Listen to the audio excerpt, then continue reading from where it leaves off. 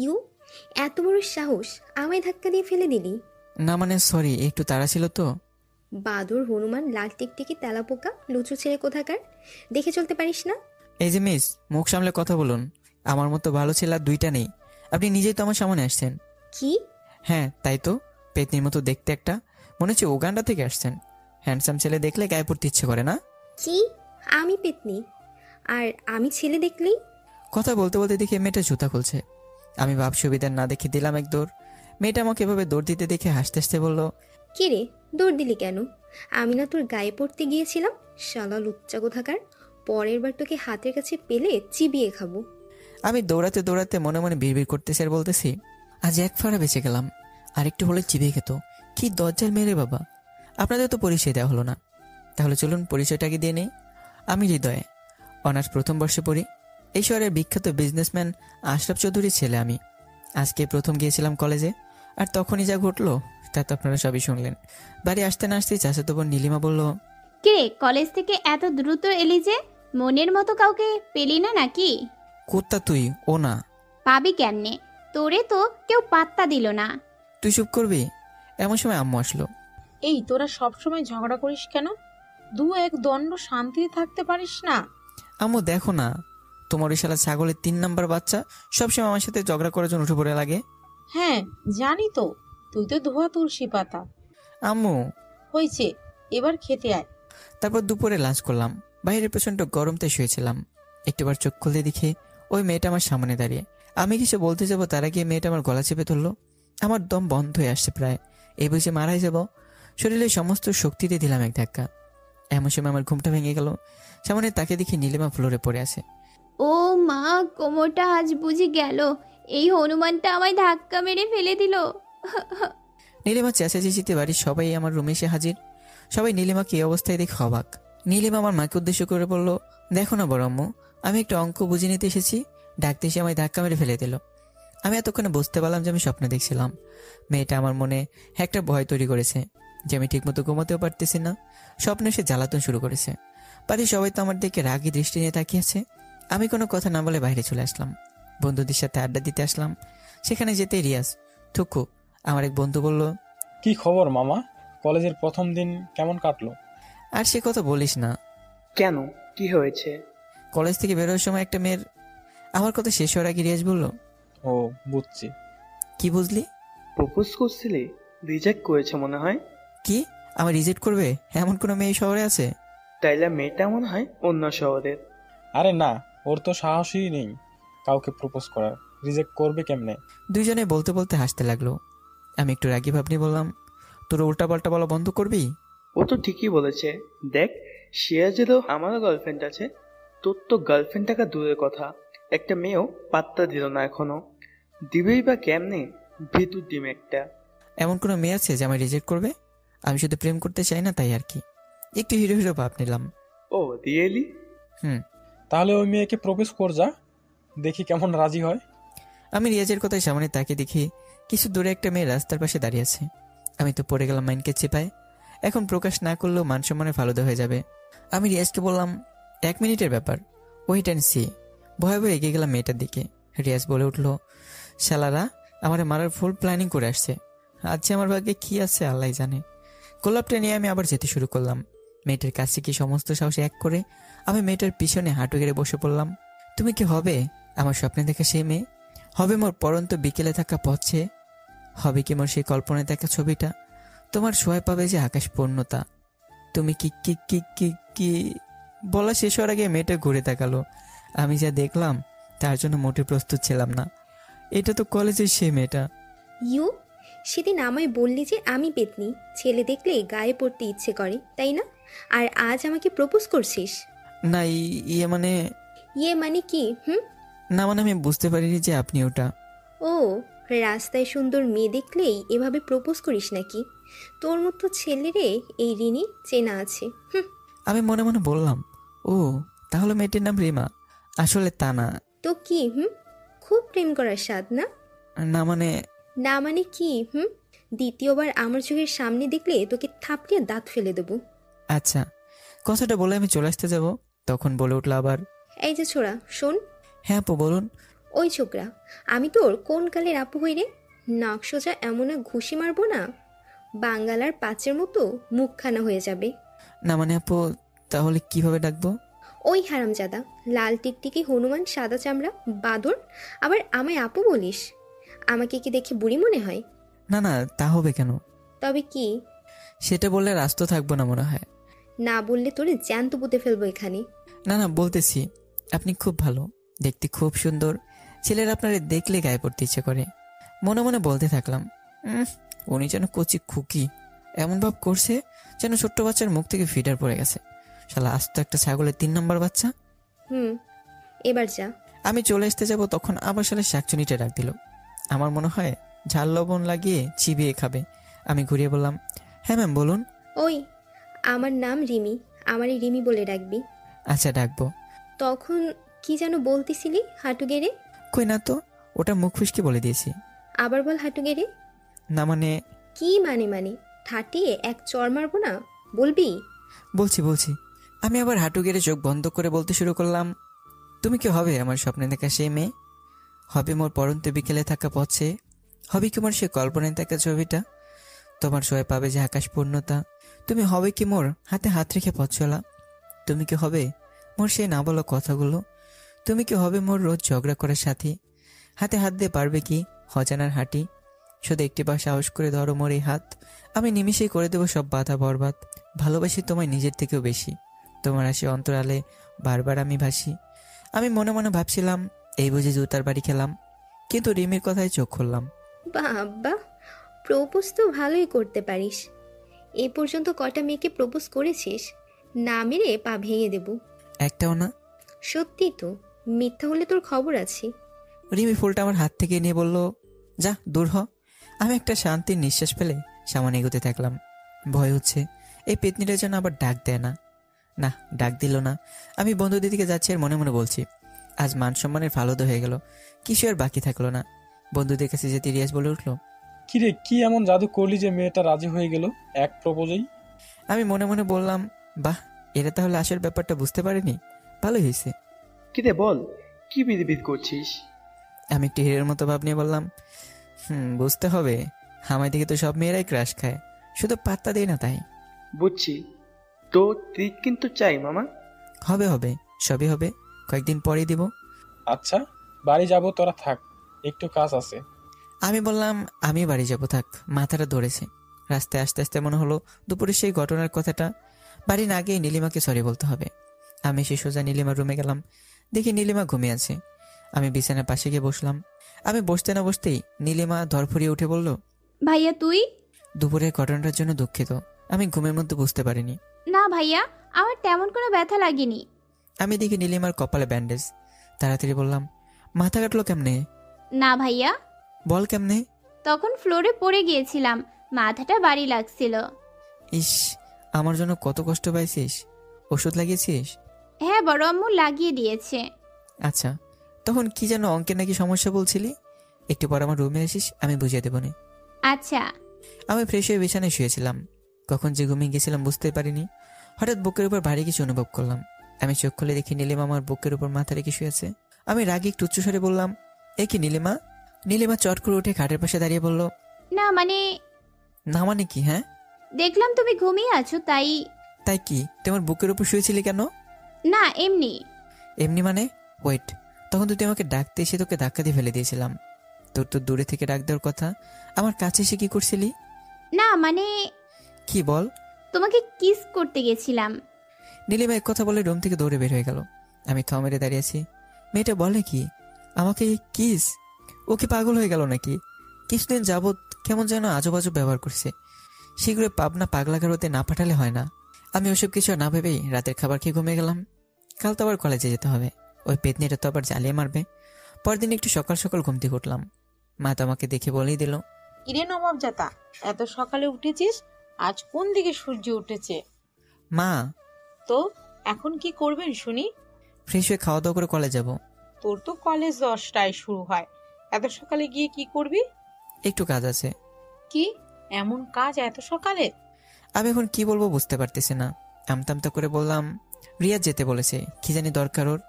ও, তা যা। আজ প্রথম মাকে মিথ্যা কথা বললাম, খুবই খারাপ লাগছে। কিছু বলা ছিল না যে, আর কিছু না বললে মা ছাড়বেই না। আমি নিজেও জানি না কেন আমি কলেজ যাচ্ছি এত সকালে। ব্রেকফাস্টটা করে আমি কলেজের উদ্দেশ্যে রওনা দিছি। কেন জানি মনে একটু ভয় ভয় লাগতেছে। যদি সামনে মেয়েটা পরে আবার, যে দজ্জাল মেয়ে, শাকচুন্নি একটা, আমাকে পেলে তো চিবিয়ে খাবে। আবার কেন জানি মেয়েটাকে দেখতে খুব ইচ্ছে করতেছে। মনে হচ্ছে ক্যাম্পাসে গেলে মেয়েটা দেখা পাবো, তাই তো এত সকালে বেরিয়ে পড়লাম। আমি এসব কথা ভাবতে ভাবতে কলেজে পৌঁছে গেলাম। এসে পুরো ক্যাম্পাস তন্ন তন্ন করে খুঁজলাম, সে তো নেই। নিজেকে মনে মনে গালি দিতে দিতে ঘাসের উপর বসলাম। আর মনে হয় বসে থেকে কি যেন ভাবছিলাম, হঠাৎ কারো কণ্ঠে আমার হুঁশ ফিরল। কি রে, তুই এত সকালে? না মানে আপনি এত সকালে? কলেজে কিছু ফাইল জমা দিতে হতো, একটু সকালে এসেছি তাই। তুই এখানে কি করছিস? আবার কর্মীকে পটাতে আছিস নাকি? এমন করতে দেখলে মেরে হাত পা ভেঙে দেব। কেন? কেন মানে? দ্বিতীয়বার আবার কোনো মেয়েকে প্রপোজ করতে গেলে তোর খবর আছে। আমার ইচ্ছে আমি করব, যাকে খুশি তাকে প্রপোজ করব। তবে রে, দাঁড়া। রিমি সামনে পড়ে থাকে একটা লাঠি হাতে তুলে নিল। আমি তা দেখিয়ে দিলাম তোর। রিমি আমাকে এভাবে দৌড়ানো দেখে বলল, ওই দাঁড়া, আবার কোন মেয়েকে প্রপোজ করবি না? করাচ্ছি তোর প্রপোজ। বেশি থাকলে প্রপোজ কেন, কোনো মেয়ের সামনেই যাব না। রিমি কথাগুলো শুনছে আর হাসছে। আমি একটু দূরে গিয়ে দাঁড়িয়ে গেলাম। মেয়েটাকে হাসলে খুব সুন্দর লাগে, কি যেন একটা আকৃষ্ট করে তার দিকে। সেদিন ক্লাসে আমি পিছনের দিকে একটা ব্রেঞ্চে বসেছি। রিয়াজ আমায় দেখে বলল, কি রে, আজ সূর্য কোন দিকে উঠেছে? রোজ তো বলি আমাদের সাথে এসে পেছনে বস, কখনো তো বসিস না, আজ হঠাৎ? না ভাবলাম আজ তোদের সাথে বসবো। হঠাৎ রিয়াজ রিমির দিকে চোখ পড়তেই বলল, ও বুঝতে পারছি ব্যাপারটা, মেয়েটাও পিছনে তো। মামা পার্ক থাকতে ক্লাসরুমে প্রেম, বাহ। রিয়াজ চুপ করবি? আচ্ছা মামা, ট্রিটটা পেলেই আর কিছু বলবো না। আচ্ছা সন্ধ্যায় দেব, সবাই আড্ডাখানে চলে আসিস। ক্লাসে এসে আমি যখন বেরিয়ে আসছিলাম তখন ঠিক রিমি ডাক দিল। আমি দাঁড়িয়ে গেলাম। না দাঁড়িয়ে উপায় নেই, কারণ শাকচুনিটা আবার কি করে ভাবতেই ভয় লাগে।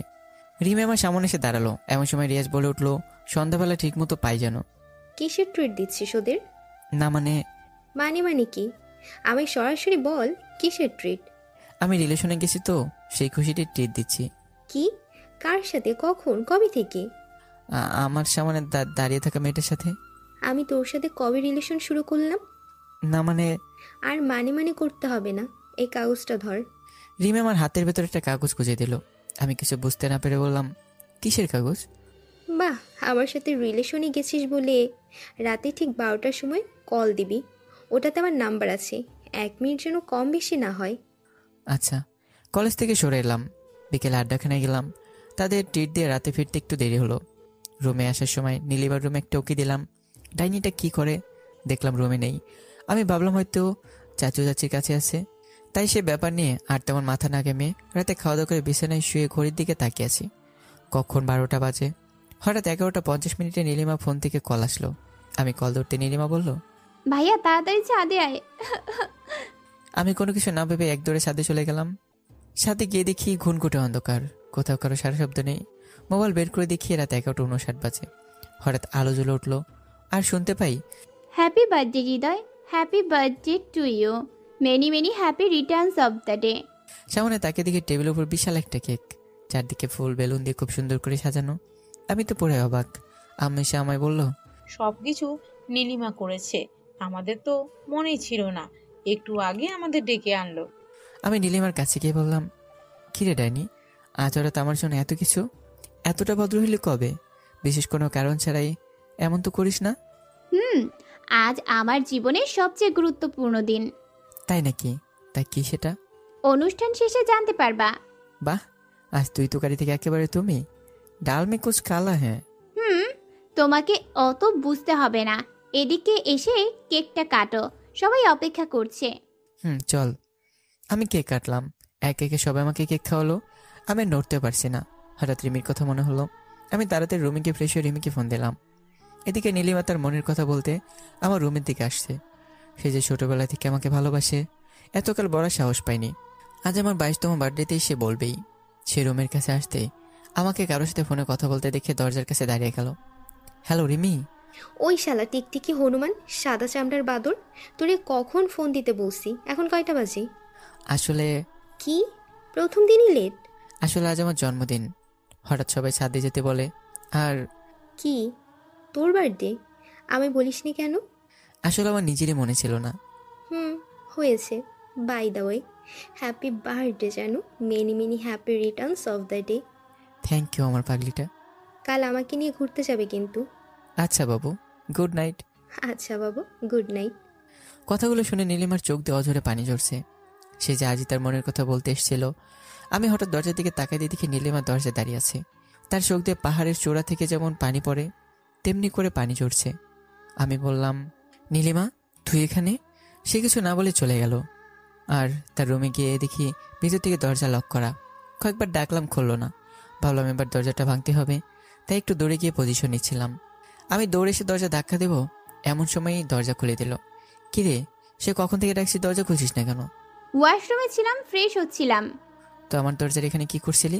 আর ওভাবে কাঁদতেছিলি কেন? চোখে কেকের একটু ক্রিম গেছিল, তাই। সত্যি করে বল। সত্যি বললাম। তো আমার ঘরে গেছিস কেন এত রাতে? রুম থেকে একটা প্যাক নিয়ে এসে আমার দিকে বাড়ি দিয়ে বলল। এইটা দিতে। আমি কিছু বুঝতে না পেরে নীলিমাকে জিজ্ঞেস করলাম, কি এটা? একটা পাঞ্জাবি আছে, পরে এসো। হঠাৎ পাঞ্জাবি? আর আমাকে পাগলা করতে কামড়েছে নাকি যে এত রাতে পাঞ্জাবি পরবো? যা বললাম তাই করো, প্লিজ প্লিজ প্লিজ। আমি কিছু না বলে রুমে আসলাম পাঞ্জাবি পরতে। প্যাকেটটা খুলে দেখলাম একটা কালো রঙের পাঞ্জাবি। দেখতে ভালোই, মন্দ না। আমি পাঞ্জাবিটা পরে নীলিমার রুমে গেলাম। এসে দেখি নীলিমার রুমে নেই। কি আজব মেয়ে, কখন কি করতে বলে কোথায় থাকে বোঝাই যায় না। রাগ করে চলে আসতে যাবো, তখনই পেছন থেকে নীলিমা ভাইয়া বলে ডাক দিল। আমি পিছন ঘুরে দেখি ব্ল্যাক কালারের একটা শাড়ি পরেছে, মনে হয় আমার পাঞ্জাবির সাথে ম্যাচিং করে কিনেছিল। আমি নীলিমাকে একটু আড়ি চোখে জিজ্ঞাসা করলাম, বাব্বা আর সবাই তো ম্যাচ ম্যাচ কেন? তোর মাথার ভেতর কি চলতেছে? নীলিমা কিছু না বলে হাত ধরে টানতে টানতে তার বেলকনিতে নিয়ে গেল। আমার উদ্দেশ্যে বলল, দেখছো চাঁদটাকে কত সুন্দর লাগছে? ভালোই লাগছে। আমার ইচ্ছা ছিল কোনো একদিন তোমার পাশে দাঁড়িয়ে চাঁদ দেখব। ও আচ্ছা, তো তোর বরের পাশে দাঁড়িয়ে চাঁদ দেখার শখ নেই বুঝি? আমি চাঁদের আলোতে স্পষ্ট দেখতে পেলাম। নীলিমা চোখ দিয়ে অঝরে পানি পড়ছে। আমি নীলিমাকে কিছুটা অবাকে জিজ্ঞাসা করলাম, কিরে কাঁদছিস কেন? এমনি, এটা দুঃখের কান্না না, খুশির কান্না। বাপরে, পাগলিটা দেখছি অনেক বড় হয়েছে। আজকাল কি ভারী ভারী কথা বলে। তোমার জন্যই তো। হয়েছে হয়েছে, এবার চল ঘুমোতে হবে। আর একটু এখানে থাকি। বললাম তো চল, আর 1 সেকেন্ড এখানে থাকা যাবে না। চলো, তুমি ভালো না, পচা ভাইয়া। হ্যাঁ, এখন তো তাই বলবি। নীলিমাকে রুমে রেখে আমি আমার রুমে চলে আসলাম। এসে ফ্রেশ হয়ে তাড়াতাড়ি ঘুমিয়ে গেলাম। কাল আবার রিমিকে নিয়ে ঘুরতে যেতে হবে, ভাবতে কি মজা লাগছে। পরদিন কলেজ ফাঁকি দিয়ে রিমিকে নিয়ে ঘুরতে গেলাম। রিমি নীল কালারের একটা শাড়ি পরেছে, দেখতে পরে পরীর মতো লাগছে। নিজেকে যেন তার মায়ায় জড়িয়ে ফেললাম। সারাদিন অনেক ঘোরাঘুরি করে সন্ধ্যার পর রিমিকে তার বাসায় নামিয়ে দিয়ে আমি আমার বাসায় চলে আসলাম। ফ্রেশ হয়ে রুমে আসতে দেখি নীলিমা হাজির। মনে মনে বললাম, শালা শাকসুনিটা মনে হয় আমার অপেক্ষাতেই বসে থাকে। আমি একটু বিরক্তিকর লোক নিয়ে জিজ্ঞাসা করলাম, কি রে, কি দরকার আমার রুমে কেন? আমি আমার ভাইয়ার রুমে প্রয়োজন ছাড়া আসতে পারি না। না পারিস না। তুমি বললেই হলো নাকি? আমার যখন খুশি তখন আসবো, তাতে তোমার কি? এখনকার মতো যাচ্ছি, বাই। নীলিমা কথাগুলো এক নিঃশ্বাসে বলে রুম থেকে চলে গেল। পেতনিটা সবসময় আমার পিছনে কেন লেগে থাকে, আজব ক্যারেক্টার। আমি রাতে খাওয়া দাওয়া করে বিছানায় এসে শুয়ে আছি, এমন সময় রিমি ফোন দিল। বাবু কি করো? এই তো ডিনার করে আসলাম, তুমি? আমিও। কালকে কলেজে আসলে তোমায় একটা অনেক বড় সারপ্রাইজ দেব। কি? এখন তো বলা যাবে না। একটু তো বলো। না না না। আচ্ছা ঠিক আছে। হ্যাঁ, আর ততক্ষণ পর্যন্ত আমার সাথে যোগাযোগ করবে না। এটা কেমন কথা? যা বললাম তা মনে থাকে জানো, না হলে কিন্তু খবর আছে। ওকে ওকে। আচ্ছা বাবু, গুড নাইট। Good night. ফোনটা রেখে দিয়ে আমি ভাবছি যে কাল আমায় কেমন সারপ্রাইজ দেবে, যে আমায় বললো না। যাই হোক, আমি ঘুমিয়ে গেলাম। পরদিন আমি অনেক বেলা হয়ে গেল, ঘুম থেকে উঠিনি। ফোনটা ক্রিং ক্রিং শব্দে ঘুমিয়ে গেল। ফোনটা হাতে নিয়ে দেখি রিমি কল দিয়েছে। মনে মনে বললাম, আজ আমার খবর আছে। ভয়ে ভয়ে কলটা রিসিভ করলাম। কলটা রিসিভ করতে ওপাশ থেকে বলে উঠলো, এই ফোনটা যার, আপনি কি তাকে চেনেন? একটু আগে মেয়েটা অ্যাক্সিডেন্ট করেছে, এখন তাকে জেনারেল ক্লিনিকে ভর্তি করা হয়েছে। কল লিস্টে আপনার নাম্বারটা প্রথমে দেখলাম। আপনি কি মেয়েটাকে চেনেন? চিনলে তার বাড়ির লোকদের বিষয়টা জানান এবং দ্রুত জেনারেল ক্লিনিকে চলে আসুন। আমি কথাগুলো শোনা মাত্র কিছু না ভেবে বাইক নিয়ে তাড়াতাড়ি হাসপাতালের উদ্দেশ্যে বেরিয়ে পড়লাম। হাসপাতালে এসে জানতে পারলাম যে ডাক্তার জানিয়েছে রিমির বাঁচার সম্ভাবনা খুব কম। বাচ্চার সাথে ধাক্কা খেয়ে তার মাথায় অনেক গুরুত্বপূর্ণ নার্ভ ছিঁড়ে গেছে। আমি কিছুতেই কথাটা যেন মেনে নিতে পারলাম না। আমি রিমির বাবা মার কাছে গেলাম এবং তাদের সান্ত্বনা দিলাম, এই বলে যে রিমির কিছুই হবে না। রিমির মা হঠাৎ আমাকে জিজ্ঞাসা করায় যে আমি কে। একটু আমি ভ্যাবাচাকা খেয়ে যাই। আমি কিছু বলার মতো খুঁজে না পেয়ে রিমির ফ্রেন্ডের পরিচয় দিলাম। সেদিন সারা রাত ওখানেই ছিলাম। সন্ধ্যায় ডাক্তার জানালো রিমি মারা গেছে। আমি পুরোপুরি নিস্তব্ধ হয়ে যাই। আমি এই কথা কোনোভাবে বিশ্বাস করতে পারছিলাম না। রিমি আমাকে কখনো ছেড়ে যেতে পারে না। তার তো আমার সাথে থাকার কথা ছিল। সে তো আমার সাথে আজকে ঘুরতে যেতে চেয়েছিল। সে তো আমাকে সারপ্রাইজ দিতে চেয়েছিল। আমি ছুটে গেলাম সেই অ্যাক্সিডেন্টের জায়গায়। রক্তে পুরো রাস্তা লাল হয়ে আছে। আমি রাস্তার উপর বসে চিৎকার করে কাঁদতে শুরু করলাম। হঠাৎ লক্ষ্য করলাম রাস্তার পাশে একটা খামে বড়ানো রক্তাক্ত বক্স পড়ে আছে। আমি রেগে বক্সটা নিয়ে খুলে ফেললাম। বক্সটাতে একটা ঘড়ি, পাঞ্জাবি, পায়জামা রয়েছে। একটা চিরকুটও দেখতে পেলাম। আমি তাড়াহুড়ো করে চিরকুটটা খুলে পড়তে শুরু করলাম। প্রিয়তম হৃদয়, সেদিন প্রথম যেদিন প্রপোজ করেছিলে সেদিনই তোমাকে আমার মনটা দিয়ে ফেলেছিলাম, কিন্তু কোনো এক অজানা বাধার কারণে তা বলতে পারিনি। কিন্তু আজ তোমায় সকল বাধা পেরিয়ে বলতে চাই, আমিও তোমায় ভালোবাসি। তোমার হাতটি ধরে সারা জীবন কাটিয়ে দিতে চাই। তুমি থাকবে তো সারা জীবন আমার পাশে? দেবে কি তোমার হাতটা শক্ত করে ধরার অধিকার? ইতি তোমার রিমি। আমি চিঠিটা পড়ে নিজেকে আটকাতে পারলাম না। রাস্তার পাশে চিৎকার করে কাঁদতে থাকলাম। পরদিন দুপুরে রিমির মাটি দিতে গিয়ে নিজেকে আরো নিয়ন্ত্রণের বাইরে ফেললাম। এরপর কিছুদিন কেটে গেল এভাবেই। আমি দিন দিন আরো রিমির মাঝে ডুবে যেতে লাগলাম। কলেজে আর যাই না। রাতে কখন বাসায় ফিরি তারও ঠিক থাকে না। সারাদিন শুধু সেই রাস্তায় দাঁড়িয়ে থাকি যেখানে আমার রিমিটার অ্যাক্সিডেন্ট হয়েছিল। আমার মা বাবা বিষয়টা বুঝতে পারলো। আমি একদিন রাতে বাড়ি ফিরতে বাবা মাকে বলল, এত রাতে কেন? কই ছিলি এতক্ষণ? আমি বাবাকে ছোটবেলা থেকে খুব ভয় করি। আমতামতা করে বললাম, না মানে বন্ধুদের সাথে আড্ডা দিচ্ছিলাম তো। এখন থেকে সন্ধ্যায় বাসায় আসবি। আচ্ছা বাবা। আর শোন, কাল সারাদিন গাড়ি থেকে বের হবি না। কিন্তু কেন? কাল তোর বিয়ে। মানে কিভাবে? কার সাথে? নীলিমার সাথে। ও তো আমার চাচাতো বোন। আর পিচ্ছি একটা মেয়ে, কেবল ইন্টারে পড়ে। আমারও তো পড়াশোনা শেষ হয়নি। ওসব নিয়ে তোকে ভাবতে হবে না। কার বাসায় থাকবে বাস। কিন্তু বাবা। চুপ, আর একটা কথা শুনতে চাই না। হ্যাঁ। আমি আর কিছু না বলে আমার রুমে চলে এলাম। রাগে মাথাটা ঝিমঝিম করছে। সোজা নীলিমার রুমে গেলাম। গিয়ে দেখি নীলিমা ঘুমিয়ে আছে। আমি তাই কিছু না বলে আমার রুমে চলে আসলাম। আমি আর এসব কিছু দেখতে পারছি না, তাই ফ্রেশ হয়ে ঘুমিয়ে গেলাম। পরদিন সকালে দরজায় ধাক্কা থেকে শব্দে ঘুমিয়ে গেল। দরজা খুলতেই দেখি বাড়ি ভর্তি মেহমান। আমি আর কিছু না বলে হাজারো অনিশ্চয় থাকা সত্ত্বেও রেডি হলাম। সব নিয়মকানুন মেনে বিয়েটাও শেষ পর্যন্ত হয়ে গেল। আমি আমার ফ্রেন্ডের সাথে সাথে আড্ডা দিচ্ছি। তাদের সাথে হাসি তামাশা করতে করতেই রাত 10টা বেজে গেল। রিয়াজ বলে উঠলো, ওই শালা সারা রাত কি আমাদের সাথে কাটাবি নাকি? ঘরে বউ আছে, যা। না আমি যাব না। আমি শুধু রিমিকে ভালোবাসি। আমি যেতে পারবো না। যে নেই তার কথা ভাবে আর কি লাভ হবে? যা, নীলিমা অপেক্ষা করছে। তোরা বেশি কথা বললে তোদেরকে এখান থেকে পাঠিয়ে দেবো। চুপ কর। এভাবে আরো 3 ঘন্টা কেটে গেল। রাত 1টা বাজে। হঠাৎ পেছন থেকে বাবা বলে উঠলো, হৃদয়, তুই এখনো রুমে যাসনি? এখানে নীলিমা তোর জন্য বসে আছে। হ্যাঁ বাবা, এক্ষুনি যাচ্ছি। আমি কথাটা বলে দ্রুত রুমে চলে আসলাম। এসে দেখে নীলিমা এক হাত ঘোমটা টেনে বসে আছে। আমাকে দেখে সালাম করতে এগিয়ে আসলো। আমার কাছে আসতেই বললাম, সালাম করতে হবে না। আর তোকে প্রথমে বলে দেই, আমি শুধু আমার জীবনে একজনকে ভালোবেসেছি, সেটা হলো রিমি। আর কাউকে ভালোবাসতে পারবো না। সো আমার থেকে দূরে দূরে থাকবি, কাছে আসার চেষ্টা করবি না বলেও। নীলিমা কথাগুলো শুনে রুম থেকে বের হয়ে গেল। কিছুক্ষণ পর নীলিমা একটা দাঁড়িয়ে এসে বলল, শরীয়ত মোতাবেক আজ থেকে তুমি আমার স্বামী আর আমি তোমার স্ত্রী। সো আজ থেকে তুমি শুধু আমার। অন্য কাউকে ভালোবাসার কথা বললে এক কোপে ঘাট থেকে মুন্ডুটা নামিয়ে দেব। পাটা সামনে বাড়িয়ে দাও, সালাম করব। দেখ, এটা কিন্তু ঠিক হচ্ছে না। আমি বললাম না আমি এভাবে মানি না। আমি তোকে কখনোই ভালোবাসতে পারবো না। কিভাবে ভালোবাসা আদায় করতে হয় সেটা এই নীলিমা খুব ভালোভাবেই জানে। এবার সালাম করতে দেবে নাকি? নীলিমা সালাম করে বলল, আমার ক্ষুধা লেগেছে, যাও খাবার নিয়ে আসো। তোর ক্ষুধা লেগেছে, যা তুই নিয়ে আয়। বড় আম্মু। যাচ্ছি যাচ্ছি। আমি আর কথা না বেরিয়ে খাবার নিয়ে আসলাম। খাবার টেনে এসে নীলিমার দিকে বাড়িয়ে দিয়ে বললাম, খাবার খাইয়ে দিন। পারবো না, জীবনেও না। বড় আম্মু। দিচ্ছি দিচ্ছি। হুম। নে, খাই দিচ্ছি, হাকর। হাজার অনিশ্চয় থাকা সত্ত্বেও আমি তাকে খাই দিতে লাগলাম। নীলিমা প্লেট থেকে এক মুঠো ভাত নিয়ে আমার মুখের দিকে বাড়িয়ে দিয়ে বলল, তুমি খাবে না? খাও। হোয়াট? আমি খাবো তোর থেকে? ইম্পসিবল। বড় আব্বু। আমার আব্বুকে ডাকছিস কেন? আম্মুকে ডাকলে তোমায় শুধু বকা দেবে, আর আব্বুকে ডাকলে সাথে মায়েরও দেবে। আর এখন তোমার মায়েরও প্রয়োজন। তোর আমি দেখে নেব। সেটা পরে দেখে নিও। এখন আপাতত খাও, না হলে। দে। নীলিমা আমাকে খাইয়ে দিতে শুরু করলো। আমার চাচাতো বোন থাকতে আমার জীবনটা তেজপাতা করেছে, এখন সেটা চিবিয়েই খাবে। কি হলো, খাইয়ে দিচ্ছ না কেন? শুধু একাই খাচ্ছ, দাও। নে নে খা। আর কত খাবি? রাক্ষসরা তো খায় না। কি? না, বললাম তুই ভালো মেয়ে, খুব সুন্দরভাবে খাস। Thank you thank you. আমি নীলিমাকে খাইয়ে দিয়ে ফ্রেশ হতে গেলাম। এসে দেখি হলুদ কালারের একটা শাড়ি পরে আছে। আমি যেন তার মায়ায় আটকে গেলাম, চোখ সরাতে পারছি না। এ কি, আমি সব কি ভাবছি?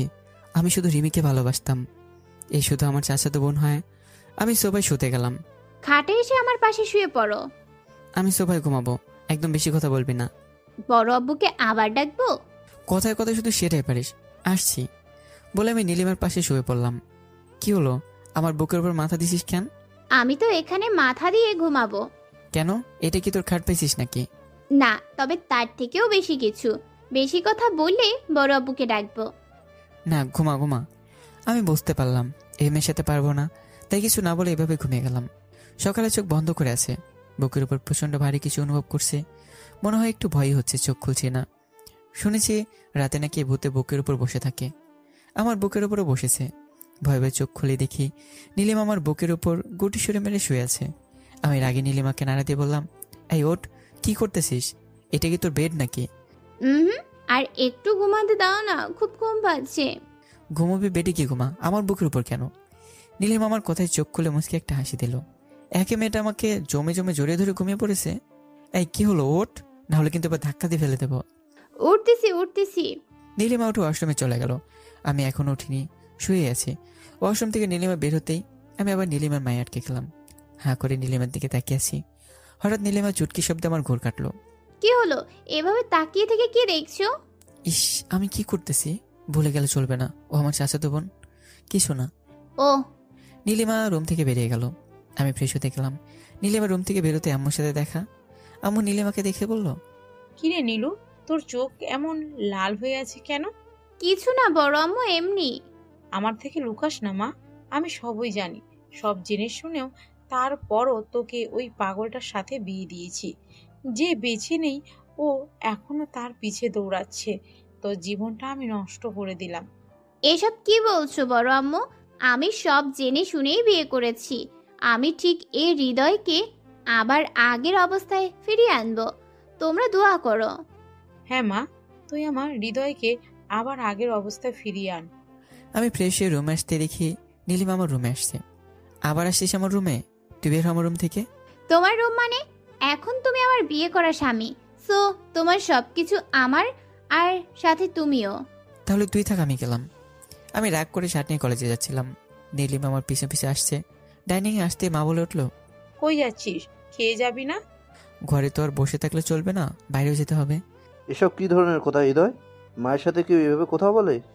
এক থাপড়ে দাঁত ফেলে দেবো। না মানে কলেজে যাচ্ছি। খেয়ে যা বাবা।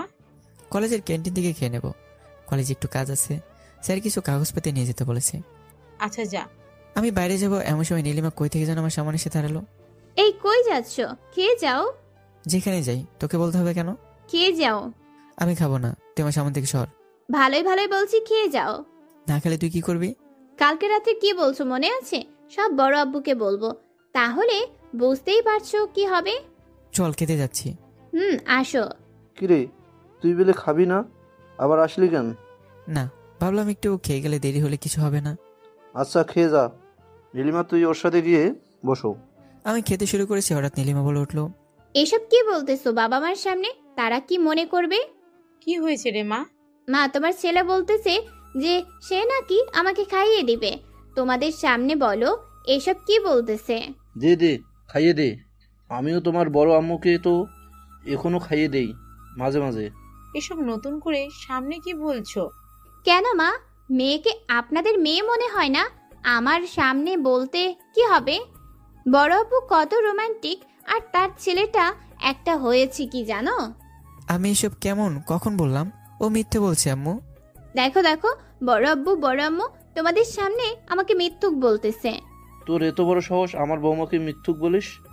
সত্যি আব্বু মিথ্যে বলছে, আমি কিছুই বলিনি। আমি ওকে কিছুতেই খাই দেবো না। আর জানো আব্বু, তোমার ছেলে আমাকে কাল সারা রাত বকেছে। বলেছে ওর কথা মতো না চললে নাকি এ বাড়ি থেকে বের করে দেবে। হৃদয় মা, ওর মানিব্যাগটা আর বাইকের চাবিটা কিনে নাও। যতক্ষণ পর্যন্ত ওর বৌমার রাগ ভাঙবে না ও কিছুই পাবে না। বললাম তো আমি ওকে খাইয়ে দিতে পারবো না, পারবো না। বৌমা রাগ ভাঙা না হলে তোর খবর আছে। আব্বু, আচ্ছা সরি, ভুল হয়ে গেছে। এভাবে হবে না, কান ধরে উঠবস করতে হবে। কি আব্বু আম্মু সামনে? আব্বু আম্মু তো আমরা কিছু মনে করবে। না না, আমার কিছু মনে করব না। এখন করো। বাধ্য হয়ে কান ধরে উঠবোস করলাম। এখন আমাকে খাইয়ে দাও। নীলিমাকে খাইয়ে দিতেছি, হঠাৎ সে আবার বলে উঠলো, কি দেখো আম্মু, তোমার ছেলে আমাকে কি বলছে আমি নাকি বেশি খাই, তাই সে আর কখন আমাকে খাইয়ে দেবে না। কি এত বড় সাহস? আজ থেকে রোজ তুই বৌমাকে খাইয়ে দিবি, না হলে তোর খাবার বন্ধ। আব্বু আমি এসব বলিনি। আমি আর একটা কথা শুনতে চাই না। আচ্ছা তাই হবে, আমাকে তো এবার কলেজ যেতে দাও। ওকে যাও। এরপর আমি কলেজ গেলাম। কলেজ শেষে বাসায় ফিরিনি। বন্ধুদের সাথে আড্ডা দিয়ে সন্ধ্যায় বাসায় ফিরতেই মা চিল্লাতে লাগলো, কিরে, তোর আক্কেল জ্ঞান কি কখনো হবে না? কেউ নতুন বউ রেখে এতক্ষণ বাইরে থাকে? সরি। আমার কিছু না বলে আমার রুমে গেলাম। আমি রুমের দরজা খুলতেই পুরো অবাক হয়ে গেলাম। পুরো রুম ক্যান্ডেল দিয়ে সুন্দর করে সাজানো। আমার দৃষ্টি জানালার দিকে পড়তেই সেখানে চোখ আটকে গেল। নীলিমা নীল রঙের একটা শাড়ি পরে দাঁড়িয়েছে। আমি হাঁ করে তাকিয়ে নীলিমাকে দেখছি। মনে হয় ও নিজে ওর মায়াতে আমাকে আটকে ফেলেছে, তাই চোখ সরাতে পারছি না। আমি ভুলে গেছিলাম কি করতেছি। হঠাৎ নীলিমার কথায় আমার হুঁশ ফিরল। এই যে এমন ভাবে কি দেখতেছো? আকাশ দেখছিলাম জানালা দিয়ে, বাইরের পরিবেশটা খুব সুন্দর। ও এসব রুম সাজানোর কারণ? আমার ইচ্ছা হয়েছে তাই। আমার রুম আমার অনুমতি ছাড়া কিছু করবি না বলে দিলাম। এই যে মিস্টার, এখন থেকে এই রুম শুধু তোমার না আমারও, তো আমার যখন যা খুশি তাই করব। তাহলে থাক তুই তোর রুম নিয়ে। ওই কোথায় যাও? তোকে জানতে হবে না। বড় আব্বুকে ডাকবো নাকি? বোন রে বোন, কোথায় কোথায় বড় আব্বু করিস কেন? মাঝে মাঝে তোমার হাড় হাড্ডি সুর করে, তো সেগুলো ঠিক করতে। তোর তো আমি বড় আব্বু। দৌড়ে গিয়ে নীলিমার মুখ চেপে ধরলাম। মাফ কর মা, আমার ভুল হয়ে গেছে। ওই আমি তোমার কোন জন্মের মা? বউ, বড় বউ না হলে? আচ্ছা আমার সোনা বউ, লক্ষ্মী বউ হয়েছে। উফ, তুমি একটু রোমান্টিক। বড় আব্বু কত রোমান্টিক, তার পোলা একটা ঘাউড়া হয়েছে। অত রোমান্টিক হওয়া লাগবে না, ক্ষুধা লাগছে চল। হয়েছে। আমি রান্নাঘরের দিকে যাচ্ছি আর মনে মনে বলছি, সময় আসলে সব শোধ তুলে নেব। নীলুর বাচ্চা নীলু, একটু যে খাবার খেতে যাবো সেখানেও শান্তি নেই। এখন আবার ছোট্ট বাচ্চার মতো তাকে তুলে খাওয়াতে হবে। কতদিন যেসব চলবে আল্লাহ ভালো জানে। রাতে ডিনার শেষ করে রুমে আসলাম। শোন, আজ আমি সোফায় ঘুমাবো, এই ব্যাপার নিয়ে আর কোনো কথা বলবি না। আচ্ছা। আমি সোফায় শুয়ে আছি আর নীলিমা খাটে। ভাবতে অবাক লাগছে আমার এক কথাতে নীলু মেনে নিল, নাকি মনে অন্য কোনো ফোন দিয়ে আসছে আবার। যাই হোক, এত ভেবে কাজ নেই। আমি ঘুমিয়ে পড়লাম। মাঝরাতে বুকের উপর ভারী কিছু অনুভব করে চোখ খুললাম। দেখি নীলিমা আমার বুকের উপর শুয়ে আছে। এই মেয়েটা যে কি আমাকে জ্বালিয়ে মারলো। আমি নীলিমাকে আমার বুকের উপর থেকে সরাতে গেলাম, কিন্তু সেমনভাবে আমার শার্ট খামচে ধরে আছে, তার নখ দিয়ে আমার বুক যেন কেটে গেছে। আমি বাধ্য হয়ে ছাড়াতে না পেরে এভাবেই শুয়ে থাকলাম। সকালে ঘুম থেকে উঠে দেখি নীলিমা আগে উঠে গেছে। আমি আজ আর কোনো ঝামেলা করব না, ব্রেকফাস্টটা করে কলেজ যাব।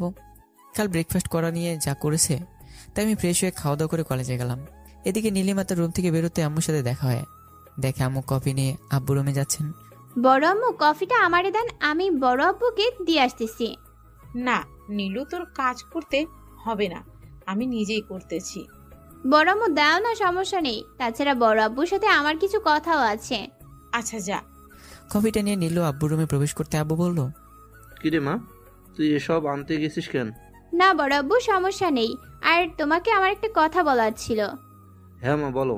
ওনাকে বলে আমাকে তার কলেজে ট্রান্সফার করে আনতে বলো না একটু। হ্যাঁ এখনই কথা বলতেছে। হুম। আর শোনো, কিছু বললে সোজা হয়েছে আমায় বলবে, আমি ওকে বুকিয়ে দেব। আমরা দুজনে মিলে বাদুরটাকে সোজা করব। আচ্ছা বড় আব্বু। রাতে খাবার খেতে বসছে, তখন আব্বু বলে উঠলো, সব ঠিকঠাক মতো হয়েছে?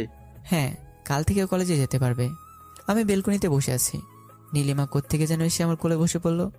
এই তো সমস্যা কি, একটা ছেলের করে এসে বসছিস, লজ্জা করে না? আমি বসতেই পারি, তুমি আমার স্বামী, এখানে লজ্জার কি আছে? বিয়ে হয়ে এখনো 2 দিন হয়নি, এমন ভাব করতেছিস যেন কত বছরের সংসার, নাকি পুরাতন অভ্যাস আছে? আমি কথাটা বলতে নীলিমা হঠাৎ উঠে গেল। অসহ্য, মেয়েটা খুব জ্বালায় আমারে। হঠাৎ পিছন থেকে কে যেন আমার কানটা ধরে টানছে। ঘুরতে দেখে আব্বু। হারামজাদা, তুই আমার বৌমাকে কি বলছিস? কই, কিছু বলিনি তো। না না বড় আব্বু, ও মিথ্যা বলছে। ও বলেছে যে আমি নাকি এ বাড়ির বউ হয়ে আসার পর থেকে নাকি খুব বেশি বেশি খাই, আর তোমরা নাকি সেই জন্য খুব তাড়াতাড়ি পথে বসবে। কি? না না আব্বু, বিশেষ করে আমি এগুলো বলিনি। হারামজাদা, তোর এত বড় সাহস! আর একদিন এমন কথা বললে এ বাড়িতে তোর খাওয়া বন্ধ। আব্বু। চুপ! আমি তোর আর একটাও কথা শুনতে চাই না। আমি চলে গেলাম। আমার কাছে আর যেন কোনো রিপোর্ট না আসে। আচ্ছা, এবার আমায় তুমি খাইয়ে দাও। পারবো না। তাহলে আবার বড় আব্বুকে ডাকি। এই না, আয় খাই দিচ্ছি। দাও। পরদিন সকালে ঘুম থেকে উঠে দেখি নীলিমা রুমে নেই। আমার কি তাতে? আমি ফ্রেশ হয়ে ব্রেকফাস্ট করে কলেজের উদ্দেশ্যে যখন বাইক নিয়ে স্টার্ট দিব, তখন এই নীলিমা কোত্থেকে যেন হুট করে সে বাইকের পেছনে উঠে বসলো। কি হলো? বাইকে উঠলি কেন? বারে, কলেজে যাব না বুঝি? তুই রিক্সা নিয়ে যা। তুই থাকতে ও রিক্সা করে যাবে কেন শুনি? ওর যদি রিক্সা করে যেতে হয় তাহলে তোর আর এই বাড়িতে থাকতে হবে না। যাচ্ছি যাচ্ছি, ওরে নিয়ে যাচ্ছি। আসার সময় আবার নিয়ে আসবি কিন্তু, মনে যেন থাকে। আচ্ছা আচ্ছা। আমি নীলিমাকে নিয়ে বাইক স্টার্ট দিলাম। রাস্তায় ও আর আমার সাথে একটাও কথা বললো না।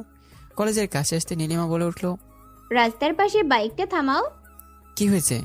আমি এখান থেকে কলেজে হেঁটে যেতে পারবো, তোমার সাথে বাইকে ঢুকলে তোমার আবার খারাপ লাগবে। ও ভালো, যা হেঁটে যা। নীলিমা হেঁটে হেঁটে কলেজের দিকে যাচ্ছিল। আমি পাশের একটা দোকান থেকে এক কাপ চা খেয়ে বাইক নিয়ে আবার কলেজের দিকে রওনা দিলাম। কলেজে এসে দেখি নীলিমাকে ঘিরে রয়েছে অনেক ছাত্রছাত্রী। সবাই নীলিমার সাথে হ্যান্ডশেক করছে, ছেলেদের সাথেও হ্যান্ডশেক করতেছে। ব্যাপারটা দেখে আমার মেজাজটা খারাপ হয়ে গেল। কিন্তু আমার তাতে কি? আমি দেখেও না দেখার ভান করে চলে গেলাম আমার ক্যাম্পাসের দিকে। একটা ক্লাস শেষ করার পর আমি আবার ক্যাম্পাসে এসে দেখি নীলিমা একটা ছেলের সাথে হেসে হেসে কথা বলছে। দেখে আমার কিছুটা রাগ হলেও আমি কিছু না বলে অন্যদিকে চলে গেলাম। কলেজ ছুটির পাওয়ার পর আমি নীলিমাকে না নিয়ে একা বাইক নিয়ে বাড়িতে চলে আসি। বাড়িতে ঢুকতেই, কিরে, তুই একা কেন? নীলিমা কই? ওরে নিয়ে আসার কথা মনে নেই। তুই বের হ আমার চোখের সামনে থেকে, এক্ষুনি যে নিয়ে আয় ওকে। যাচ্ছি। আমি বাইক নিয়ে রাস্তায় কিছু দূর যেতে দেখি নীলিমা দৌড়ে দৌড়ে আসছে। ওর পুরো শরীর কাদা মাখানো। আমাকে দেখে সে আমার সামনে এসে দাঁড়ালো। কি রে, কি হয়েছে? এমন হয়ে দৌড়ে আসতেছিস কেন? কুকুর। ও, তো একা আসতে গেলি কেন? একটা রিক্সা নিলেই তো হতো। আমার কাছে টাকা ছিল না। ও, আমারই তোকে টাকা দেওয়ার কথা হিসাব মতো।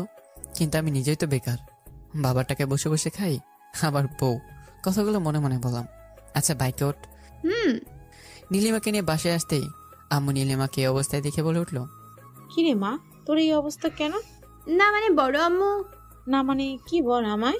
ওই যে কলেজের পাশে কাদা ছিল, আমি খেয়াল না করায় পা দিয়ে পিছলে পড়ে গেছি। আমি বুঝতে পারলাম নীলিমা কথাগুলো আমাকে বাঁচানোর জন্য বললো। দেখি দেখি এদিকে আয়, কোথাও লাগেনি তো? না বড় আম্মু, আমার রুমে গিয়ে ফ্রেশ হয়নি। নীলিমা রুমের দিকে চলে গেল। হৃদয়, আমায় বলছো কেন আম্মু? আমি তো কিছু করিনি। আমি আমার রুমে চলে আসলাম। রুমে এসে দেখে নীলিমা হলুদ কালারের একটা শাড়ি পেয়েছে ওয়াশরুম থেকে বের হয়ে এসেছে। আমায় দেখে সে বলল, শাড়িটা আমায় পরিয়ে দাও না প্লিজ। পারবো না আমি, যেটা পারি না সেটা কেন করতে চাস? আচ্ছা থাক, লাগবে না, আমি চেঞ্জ করে আসতেছি। তার দরকার নেই, আয় এদিকে। আমি নীলিমাকে শাড়ি পরিয়ে দিচ্ছিলাম। এমন সময় হঠাৎ আম্মু চলে আসে রুমে। আয় তোরা খেতে আয়। কি বলবো বুঝতে না পেরে মাথা ঘুরিয়ে বুঝালাম আসতেছি। আম্মু চলে যেতে আমি নিজের মাথায় একটা চাটি মেরে বললাম, তোর জন্য আম্মু আমাকে আজ কি ভাবলো? কি ভাবলো মানে? এই যে আমি তোকে শাড়ি পরিয়ে দিচ্ছিলাম, আম্মু তা দেখলো। এমন ভাব করতেছো যেন পর স্ত্রীকে শাড়ি পরাতে গেছিলে।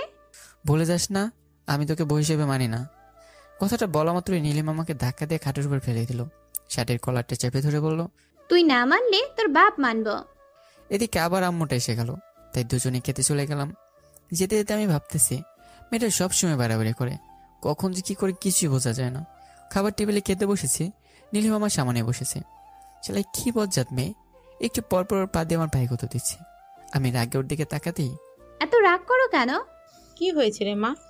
দেখো না বড় আম্মু, তোমার ছেলে আমাকে খাইয়ে দিতে চেয়েছে, আমি রাজি হইনি দেখে রাগ করেছে। খাইয়ে দিতে চেয়েছে তো দিতে দে, মানা করছিস কেন? আমি কিছু মনে করব না। আমার পপুলারটা এতদিনে সুবুদ্ধি হয়েছে। আমি সব কখন বললাম? আমি আর একটা কথাও বলতে চাই না, শুনতে চাই না। এক্ষুনি ওরে খাইয়ে দে। ধুর, শান্তি মতো খেতেও পারি না, এখন আবার কাউকে বাচ্চার মতো 3 বেলা খাই দিতে হয়। আয় এদিকে আয়। খাওয়া দাওয়া শেষে রুমে গেলাম। ফ্রেশ হয়ে সোফায় এসে ঘুমোতে যাব, এমন সময় নীলু বলে উঠলো, খাটে এসে ঘুমাও, না হলে না হলে কি? হ্যাঁ, না হলে বড় আব্বুকে বলে দেব যে তুমি আমাকে না নিয়ে চলে আসছো। যাচ্ছি বাবা, যাচ্ছি। আমি তোমার বাবা না, বউ। বলো বউ। আচ্ছা আচ্ছা বউ। আমি কিছু না বলে বিছানায় গিয়ে ঘুমিয়ে পড়লাম। মাঝরাতে ভারী কিছু অনুভব করায় আজও চোখ খুলে দেখি নীলিমা আমার বুকের উপর গুটিসুটি হয়ে শুয়ে আছে। কিছু না বলে আমি ওভাবে ঘুমিয়ে গেলাম। সকালে ব্রেকফাস্ট করে নীলিমাকে নিয়ে কলেজে গেলাম। কলেজ শেষ হওয়ার পরেই আমি বাইরে বের হয়ে এসে দেখি রাস্তার পাশে একটা ফুচকার দোকানে কালকের ওই ছেলেগুলোর সাথে দাঁড়িয়ে নীলিমা ফুচকা খাচ্ছে। দেখে আমার মাথার ভেতর রক্ত টকবক করে উঠলো। কোনো কিছু না ভেবে আমি দ্রুত নীলিমার দিকে হেঁটে যেতে লাগলাম। নীলিমার কাছে পৌঁছে কিছু না বলেই ওর গালে একটা কষে চড় মারলাম। কলেজে পড়াশোনা বাদ দিয়ে নষ্টমী করতে আসিস তাই না? ওই তো আমার স্কুল ফ্রেন্ড, অনেকদিন পর দেখা হলো, তাই একটু কথা বলছিলাম। আমি কিছু না বলে বাইক স্টার্ট দিলাম। নীলিমা পিছনে এসে বসলো। পুরো রাস্তায় আর কথা হয়নি। বাসায় এসে ফ্রেশ হয়ে আমি বন্ধুদের সাথে আড্ডা দিতে চলে গেলাম। রাতে বাসায় ফিরে খাওয়া দাওয়া করে বিছানায় শুয়ে আছি। নীলিমা এসে আমার বুকের উপর মাথা রেখে শুয়ে পড়লো। আমি আজ আর কিছুই বললাম না, কারণ এই মেয়ের সাথে আমি পারবো না। হঠাৎ নীলিমা বলে উঠলো, একটা কথা বলবো, সত্যি করে বলবে? কি কথা? আগে বলো, সত্যি করে বলবে। আগে বল কি কথা। তুমি আমায় ভালোবেসে ফেলছো তাই না? ভালোবাসবো? আর তোকে? সত্যিটা বলো, ভালোবাসো কিনা? এটা কখনোই সম্ভব না। তোকে বলছি না, আমি রিমিকে ছাড়া আর কাউকে ভালোবাসতে পারবো না। আসলে তুমি কখনোই রিমিকে ভালোবাসোনি, আমাকেই ভালোবাসো। এসব বাজে বাজে ভাবনা মাথা থেকে ঝেড়ে ফেলে দে। তুমি নিজেই ভেবে দেখো তুমি কাকে ভালোবাসো। আচ্ছা, তোর কেন মনে হলো আমি তোকে ভালোবাসি? তা না হলে তখন ওইভাবে রিয়াক্ট করতে পারতে না। আমি নীলিমার কথাটা শুনে কিছু না বলে ব্যালকনিতে চলে গেলাম। নীলিমা আমার পেছন পেছন ব্যালকনিতে চলে আসলো। কি হলো বলো? রুমে গিয়ে ঘুমিয়ে পড়, এখন কথা বলার ইচ্ছে নেই। না না, তুমি সত্যিটা বলো বলছি। রুমে যা। ধমকের সাথে কথা বলাটাই নীলিমা কিছুটা কেঁপে উঠলো। কিছু না বলে রুমে চলে গেল। আমি আবার আনমনে হয়ে ব্যালকনিতে দাঁড়িয়ে ভাবতে লাগলাম, আচ্ছা আমি কি সত্যি রিমিকে ভালোবাসতাম না কখনো? আমি কি নীলিমাকে ভালোবাসি? না, এটা হতেই পারে না। আমি তো শুধু রিমিকে ভালোবাসতাম। সে নেই তো কি হয়েছে? আমি সারা জীবন শুধু তাকে ভালোবেসে যাব। নীলিমাকে কোন দুঃখে আমি ভালোবাসতে যাব? তবে কেন আমি নীলিমাকে অন্য ছেলের সাথে সহ্য করতে পারি না? কেন অন্য ছেলের সাথে দেখলে আমার এমন হয়?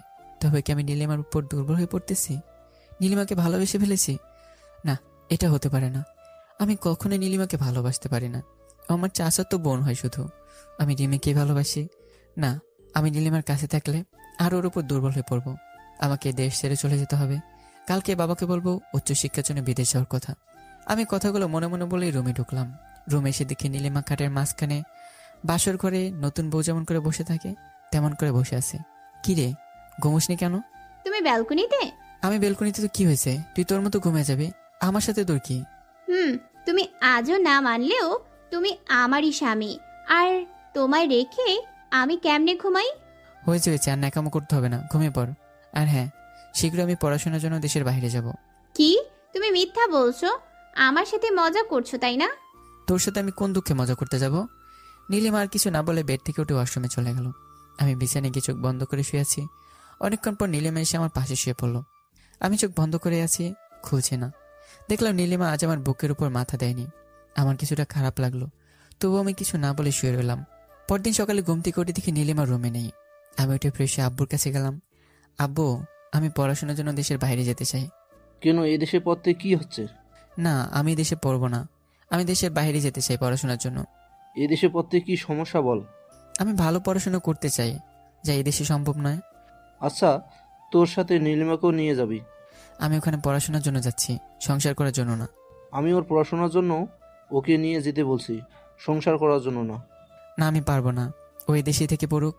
তাহলে তুইও এ দেশেই পড়বি। আব্বু প্লিজ। আমি যা বললাম সেটাই শেষ। আব্বু, এমন সময় নীলিমা সেখানে আসলো।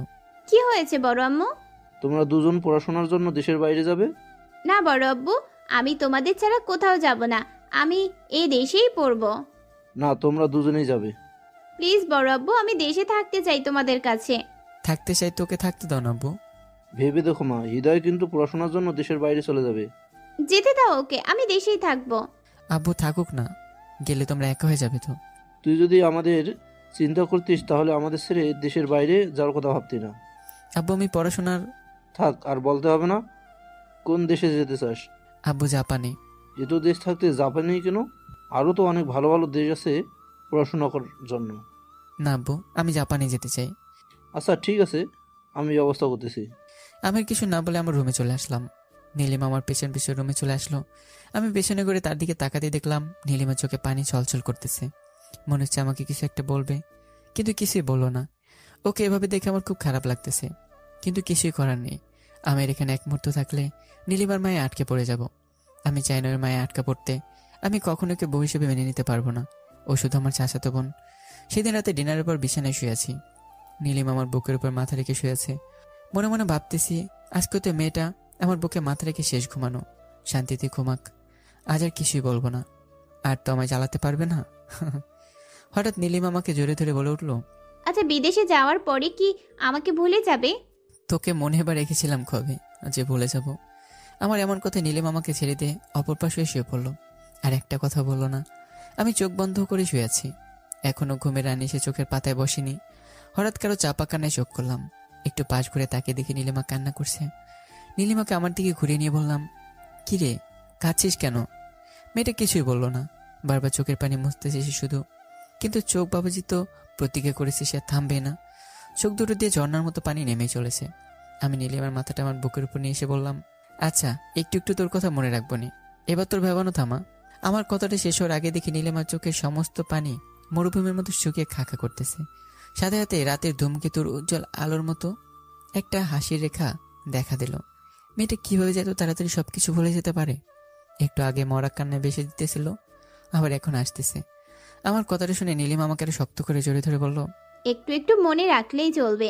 সবার মতো আমার অতটা আশা নেই যে। যে কি? কিছু না, তোমাকে যেটুকু আপন করতে পেরেছি তাই আমার তৃপ্তি। আচ্ছা একটা কথা বলবো? একটা বলবে না, 10টা বলবে না, না 100টা বলবা, না 1000টা বলবা, না 10,000টা বলবা, না 1,00,000টা বলবা।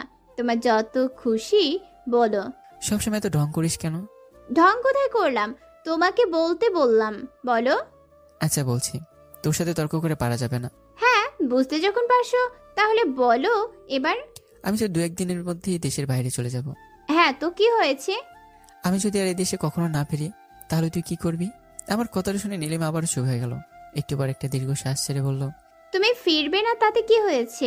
আমার কাছে তোমার স্মৃতি রয়েছে, রয়েছে তোমার সাথে কাটানো দিনগুলোর স্মৃতি। সেগুলো আঁকড়ে ধরে বাকি জীবনটা পার করে দেব। সত্যি বলছি, আমি হয়তো আর কখনো দেশে ফিরবো না। তুমি ঠিকই একদিন ফিরবে। আমি তোমাকে ফিরিয়ে আনবো একদিন না একদিন। হয় সেটা আমি বেঁচে থাকতে, না হয় আমার মৃত্যুতে। কথাটা বলতে নীলিমার গালে একটা ঠাস করে চড় মেরে দিলাম। মরার কথা কখনো বলবি না আমার সামনে, তাহলে তখনই জ্যান্ত পুঁতে ফেলবো। কেন, আমি মরলে কার কি? আমি তো তোমার কেউ না। তুমি তো আমাকে বউ হিসেবে মানো না। নীলিমার কথাগুলো শুনে বুকের মধ্যে মনে হইতেছে কেউ যেন ছুরি দিয়ে আঘাত করতেছে।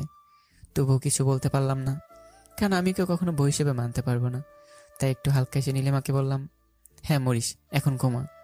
নীলিমার কিছু বললো না, চুপচাপ ঘুমিয়ে গেল। কয়েকদিন কেটে গেল, মেয়েটার সাথে তেমন কথা হয় না।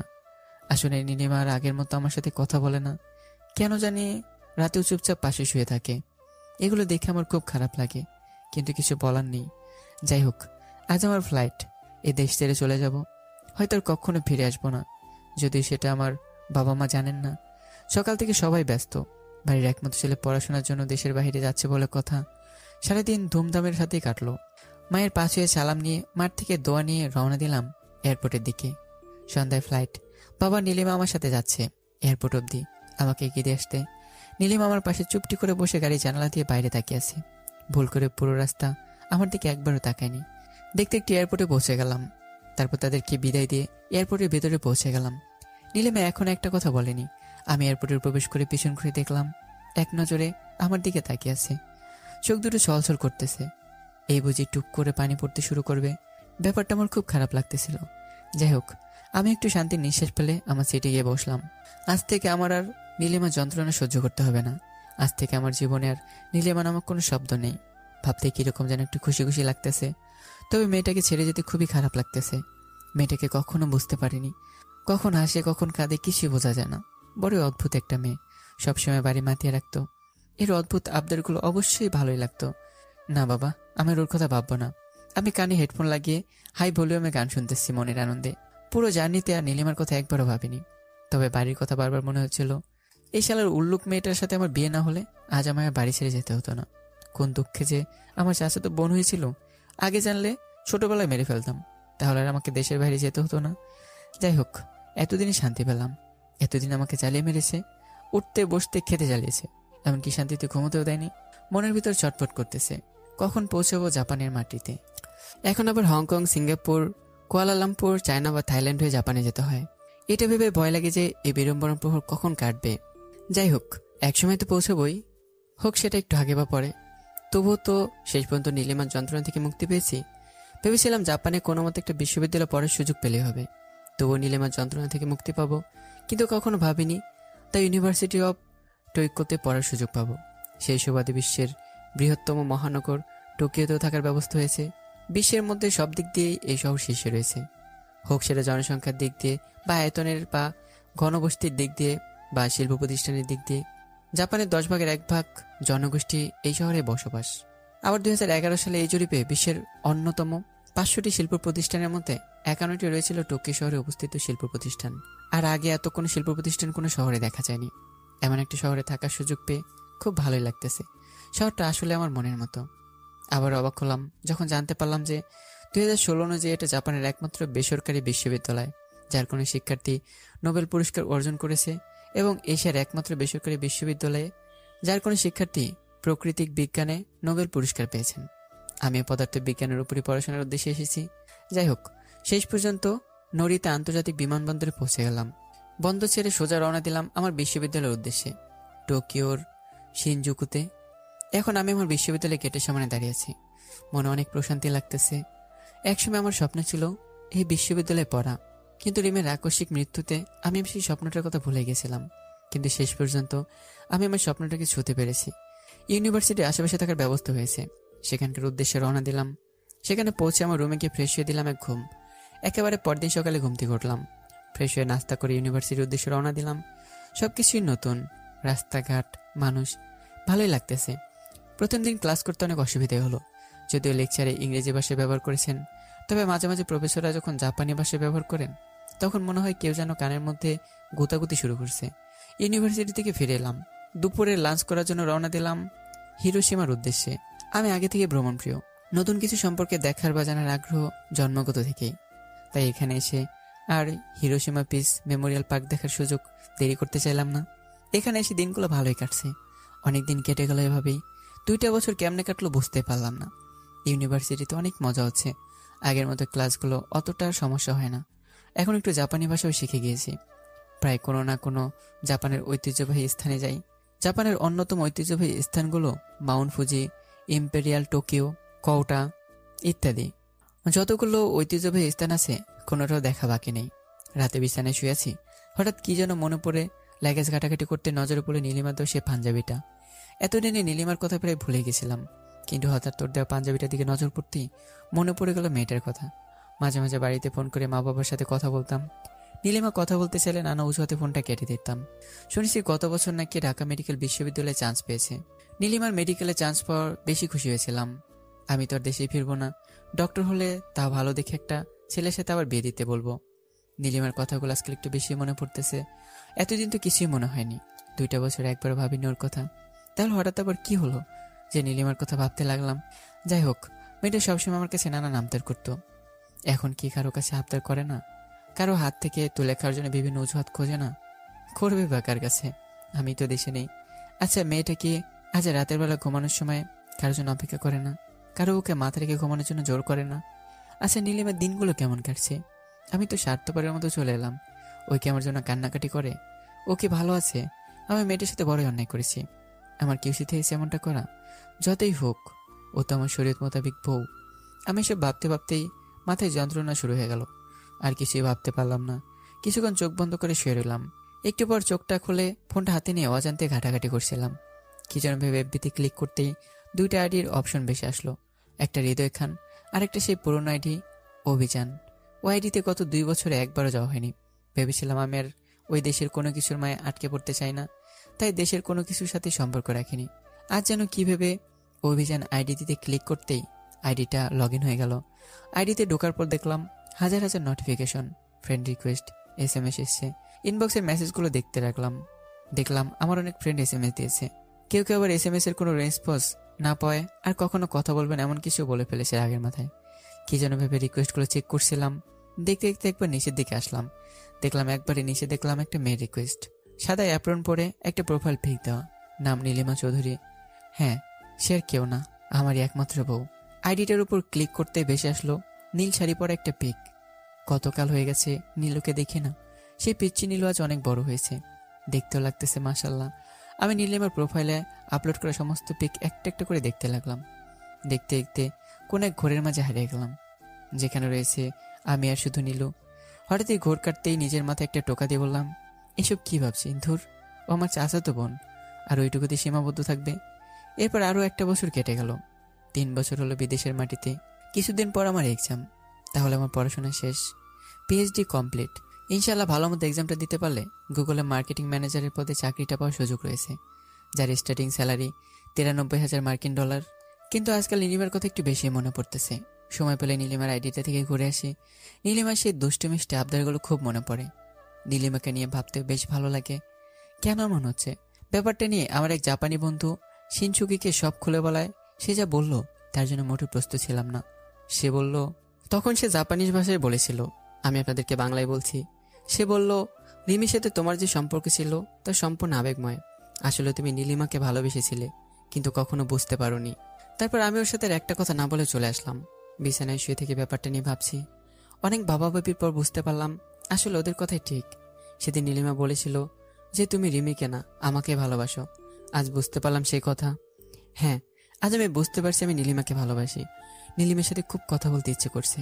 বাড়িতে ফোন করলাম, আব্বু আমার সাথে কথা বললাম। আজ আর নীলিমা কথা বলবে এমনটা কেউ বললো না। মনটা খারাপ করে ফোনটা রেখে দিলাম। হয়তো নীলিমা এতদিনে ধরে নিয়েছে আমি আর ওর সাথে কখনোই কথা বলবো না। হঠাৎ মনে পড়লো এফবিতে সেই রিকোয়েস্টের কথা। তাড়াতাড়ি ফোনটা নিয়ে আইডিতে ঢুকে দেখলাম রিকোয়েস্ট ক্যান্সেল করেছে। ভাবলাম ওর আইডিটাতে রিকোয়েস্ট দিই, তাই সার্চ দিলাম। এ কি, আইডিটা লক করা? শুধু লক করাই না, রিকোয়েস্ট, ইনবক্স সব অপশন অফ। মেজাজটাই খারাপ হয়ে গেল। একসময় মেয়েটা আমার সাথে কথা বলার জন্য কত কিনা করতো, আর আজ আমি সে আমার বিয়ে করা বউয়ের সাথে কথা বলতে পারছি না, যারে বলে কুত্তা ভাগ্য। মন খারাপ করে বিছানায় শুয়েছি। ভাবলাম কাল সকালে বাড়িতে ফোন করে নীলিমার সাথে কথা বলতে চাইবো, ভেবে আমার খুশি খুশি লাগতেছে। আচ্ছা, পাগলিটা তো আমি কথা বলতে চাইছি শুনে কি করবে? নিশ্চয়ই আনন্দে নাচানাচি করবে, এসব ভাবতেছি। হঠাৎ মাথায় অন্য বুদ্ধি ঢুকলো। আমি তো আর কিছুদিন পরেই এক্সাম হলে দেশে ফিরবো, কাউকে না বলেই যাব। নীলিমা নিশ্চয়ই অবাক হবে। তখন পাগলি নীলুটাকে একেবারে আপন করে নেব। এরপর দিনগুলো আরও ভালোভাবে এবং রোমান্টিকভাবেই কাটছিল। দিন ইউনিভার্সিটি আর জাপানের অন্যতম সব জায়গা, আর রাতে নীলিমাকে নিয়ে হাজারো স্বপ্ন। আগামীকাল থেকে শুরু হবে এক্সাম। রাতে বিছানায় শুয়ে শুয়ে নীলিমার কথা ভাবছিলাম। হঠাৎ এমন সময় বাড়ি থেকে ফোন। সাধারণত এই সময় বাড়ি থেকে ফোন করে না। আজ হঠাৎ বুকের ভিতর স্যাঁত করে উঠলো। ফোনটা ধরার সাথে সাথে আব্বু যা বলল আমি তা শোনার জন্য মোটেও প্রস্তুত ছিলাম না। নীলিমা ইউনিভার্সিটিটা থেকে ফেরার পথে কার এর সাথে অ্যাক্সিডেন্ট করছে, এখন হাসপাতালে। কথাটা শোনা মাত্র আমার হাত থেকে ফোনটা পড়ে গেল। আমি যেন বাকরুদ্ধ হয়ে গেলাম। গলা দিয়ে কোনো শব্দ বের হচ্ছে না। আব্বু হ্যালো হ্যালো করে ফোনটা একসময় কেটে দিল। আমি প্রায় 30 মিনিট এমনভাবে থাকার পর আব্বুকে কল করে বললাম আমি এখনই দেশে ফেরার ব্যবস্থা করছি, আসছি আমি। আমার লাগেজ গোছানো শেষ। এমন সময় আব্বুর আবার ফোন আসলো। আব্বু যা বললো তাতে একটু খুশি হলাম। নীলিমার হুঁশ ফিরেছে, কিন্তু পরে যা বললো তার জন্য মোটেও প্রস্তুত ছিলাম না। নীলিমার মাথার পেছনে আঘাত লাগায় স্মৃতিশক্তি নষ্ট হয়ে গেছে। কথাটা শুনে মনটা আবার খারাপ হয়ে গেল। তাহলে নীলিমা কি সবাইকে ভুলে গেছে? আমার কথা কি আর কখনো মনে করতে পারবে না? তবে এতটুকু ভেবে শান্তি পাচ্ছি যে আমার নীলিমা এখন সুস্থ আছে কিছুটা। পরদিন থেকে এক্সাম শুরু। প্রায় 1 মাসের মতো এক্সাম হলো। আজকে এক্সাম শেষ। সব ব্যবস্থা আগে থেকে করাই ছিল। আগামীকাল আমার বাংলাদেশে ফ্লাইট। ভাবতেই খুশি খুশি লাগতেছে। দেশের মাটিতে পা রাখবো। এখন নীলিমা অনেকটা সুস্থ হয়েছে, কিন্তু কাউকে চিনতে পারে না। সবার কথা নাকি ভুলে গেছে। যাই হোক, আমি আগে দেশের মাটিতে পা রাখি, সব ঠিক করে নেব। বাড়ি সবার জন্য কেনাকাটা করলাম। নীলিমার জন্য একটা লাল টুকটুকে বেনারসি নিয়েছি। 4 বছর পর দেশে ফিরতেছি। জানি না এখন পরিবেশটা কেমন হয়েছে। সবাই হয়তো অনেক বদলে গেছে। আমার বন্ধু বান্ধবগুলো হয়তো এখন সবাই বিয়ে করে বাচ্চা কাচ্চা হয়ে গেছে। রিয়াজ আর সিরাজ তো এখন আমার উপর রাগ করে আছে। ওদের না বলেই হুট করে দেশের বাইরে চলে গেছে। ওদের রাগও ভাঙাতে হবে। এসব ভাবতে ভাবতে এই সময়গুলো পার হয়ে গেল। আর কিছুক্ষণের মধ্যেই হজরত শাহজালাল বিমানবন্দরে পৌঁছাবো। বিমান থেকে নেমে দেখি এয়ারপোর্টে শুধু বাবা রিসিভ করতে এসেছে। মনটা খারাপ হয়ে গেল। নীলিমা আসেনি। বাবাকে দেখে দৌড়ে গিয়ে জড়িয়ে ধরলাম। প্রায় 4টা বছর হলো দেখা নেই। নিজেকে সামলাতে পারিনি। তারপর লাগেজগুলো সব গাড়িতে তুলে বাবার সাথে বাড়ির উদ্দেশ্যে রওনা দিলাম। বাড়িতে এসে দেখি লোকে লোকারণ্য। আমার সব বন্ধু বান্ধব, আত্মীয় স্বজন সবাই এসেছে। আমাকে দেখে সবাই একসাথে আনন্দে চিৎকার করে উঠলো। প্রথমে আম্মুকে সালাম করতেই দেখি আম্মু কান্না শুরু করে দিয়েছে। আম্মুর সাথে কিছুক্ষণ কথা বললাম। সিরাজ আর রিয়াজ দেখে একপাশে দাঁড়িয়ে আছে। আমি ওদের কাছে গেলাম। ওদের কাছে যেতেই সিরাজ আর মিরাজ ওরা মায়ের শুরু করে দিল।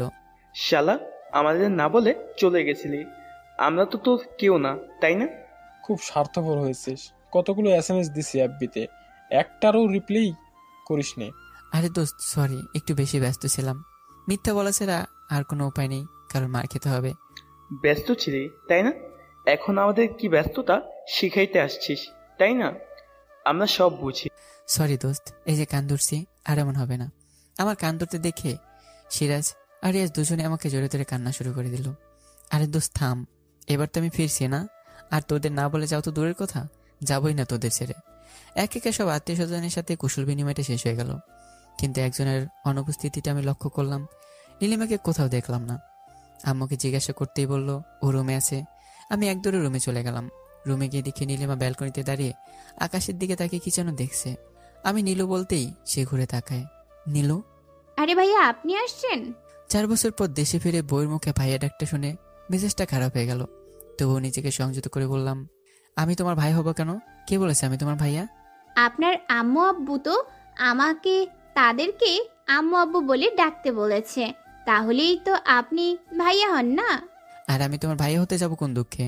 আমি তোমার স্বামী, বর। ওকে, এখন থেকে বর বলে ডাকবো। নাম ধরে ডাকবে। নাম নাম আমার নামটা জানো তো? হ্যাঁ জানি তো। কি বলো তো? হারামজাদা। কি? কে বলেছে এটা? আপনার আম্মু। কথাটা শুনে আমি আম্মু বলে চিৎকার করে উঠলাম। আম্মু ছুটে এসে বলল, কি হয়েছে? আমার নাম হারামজাদা? এমা, তা হবে কেন? তুমি নাকি নীলিমাকে বলেছো? সেদিন তুমি বললে না ওই হারামজাদাটার জন্য নাকি তোমার শান্তি নেই।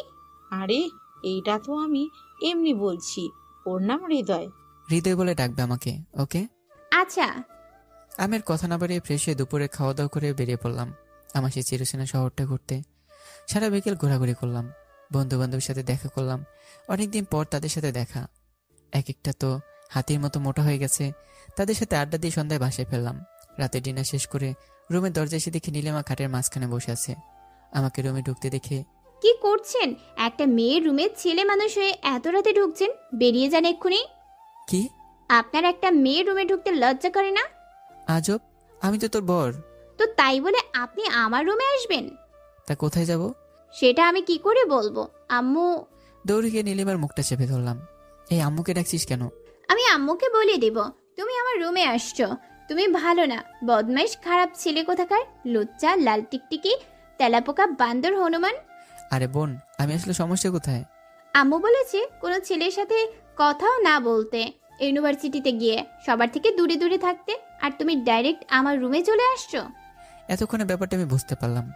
মনে স্মৃতিশক্তি নষ্ট হওয়ার কারণেই বলে গেছে স্বামী স্ত্রী কাকে বলে। কি প্যারা, এখন কি আমি আমার বউয়ের সাথেও থাকতে পারবো না? হঠাৎ একটা আইডিয়া মাথায় আসলো। আচ্ছা, আমার আব্বু আম্মু স্বামী স্ত্রী, তাই না? তো তারা তো একসাথে থাকে। এখন কি বুঝতে পারছিস স্বামী স্ত্রী একসাথে থাকতে হয়? ও আচ্ছা। যাক, শেষ পর্যন্ত বুঝতে পেরেছে। আমি তো ভাবলাম আজকে আমাকে ঘরের বাইরে রাখবে। একটা মুচকি হাসি দিয়ে ঘরের ভিতরে ঢুকলাম। আমি বাথরুম থেকে ফ্রেশ হয়ে এসে খাটে শুয়ে পড়লাম। মনে মনে ভাবতেছি খাটে শোয়া নিয়ে আবার কি না কি কাহিনী হয়। কিন্তু দেখলাম কিছু না বলে আমার পাশে এসে শুয়ে পড়লো। যাক, মনে হয় সবকিছু স্বাভাবিক করতেই তেমন কষ্ট হবে না। আমি একটু নীলিমার দিকে এগিয়ে আসতেই আমার হাত নীলিমার হাতের সাথে একটু স্পর্শ লাগতেই নীলিমা সজোরে এক ধাক্কা মেরে খাট থেকে ফেলে দিল। এবার মনে হয় মাজাটা ভেঙেই গেল। আমি খাট থেকে উঠে দেখি নীলিমা খাটের মাঝখানে বসে আছে। মনে হচ্ছে আসার মারি। ওই, আমি ধাক্কা মেরে ফেলে দিলি কেন? তুমি আমার হাতে হাত দিলে কেন? তুমি একটা লুচু ছেলে। যাও, সোফায় যাও। আর আমি কি ইচ্ছে করে হাত দিয়েছি? আর তুমি তোমার বউ, তোমাকে হাত দিব না কার গায়ে দেবো? কি হাত দিয়েছো? আবার বলছো কার গায়ে হাত দিব? আরে বউয়ের গায়ে হাত দিলে কি এমন হবে? আল্লাহ বাঁচাও আমায়। বউ বলে কি তার গায়ে হাত দেওয়া লাগবে নাকি? তো মানুষকে বিয়ে করে বউকে নিয়ে বাক্সের ভিতরে তুলে রাখে? তুমি এর আগে কয়টা বিয়ে করছো? এর আগে বিয়ে না করলে তো জানার কথা নয় বর বউয়ের গায়ে হাত দিতে পারে? কয়টা মানে? তুমি তো প্রথম। তার মানে আরো বিয়ে করার ইচ্ছা আছে? কখন বললাম সে কথা? ওই যে বললে তুমি প্রথম, তার মানে দ্বিতীয়, তৃতীয়, চতুর্থ, পঞ্চম আরো নিয়ে আসবে। আমি সে কথা বলিনি। আমি আর কিছুই জানতে চাই না, তুমি এক্ষুনি সোফায় যাও। আর হাত দেব না, থাকি না। যাবে না? আম্মুকে ডাকবো। আচ্ছা যাচ্ছি। আমি আর কিছু না বলে সোফায় গিয়ে ঘুমিয়ে পড়লাম।